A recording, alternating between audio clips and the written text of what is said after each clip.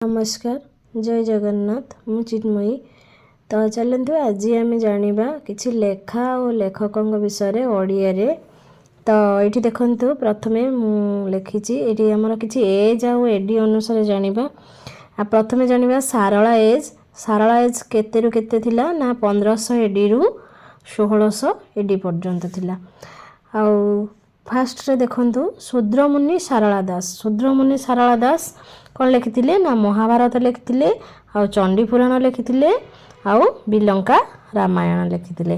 तापर सेकेंड रे की आसले ना बर्छा दास से कौन लिखिथिले ना कालसा चौतीसा लिखिथिले। तापर की आसले ना 3 नंबर रे देखंतु मार्कंड दास आसले से लिखिथिले कौन ना केशजोवा कोइली।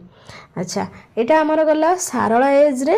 तापर आमे जानिबा पंचसखा एज रे। पंचसखा एज केबे रु केबे थिला ना 1600 एडी रु 1650 एडी। अच्छा प्रथमे किए लिखिथिले कौन देखिबा पंचसखा एज रे बलराम दास लिखिथिले कौन ना दांडी रामायण आउ गुप्त गीता आउ अमरकोश भव समुद्र। तापर लिखिथिले जगन्नाथ दास से लिखिथिले श्रीमद् भगवत आउ तुलाभिना आउ गजस्तुति आउ आर्त कोइली हैला। तापर कौन लिखिचंती 3 नंबर रे हमर अच्युतानंद दास लिखिचंती हरिवंश आउ शून्य संहिता। तापर देखो एठी लिखा हिची कौन ना यशवंत दास कौन लिखिथिले ना गोविंद चंद्र प्रेम भक्ति आउ ब्रह्मा गीता। तापर ये देखो आमर शिव स्वरदया।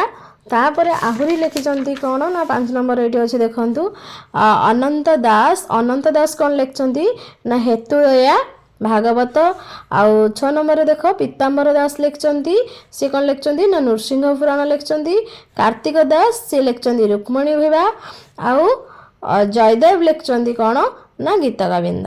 आमे जानिले कौन ना देख ये सारला एज रे जानिले आउ पंचसखा एज रे जानिले।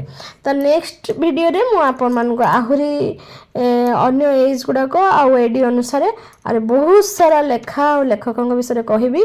तो आज रखुची नमस्कार।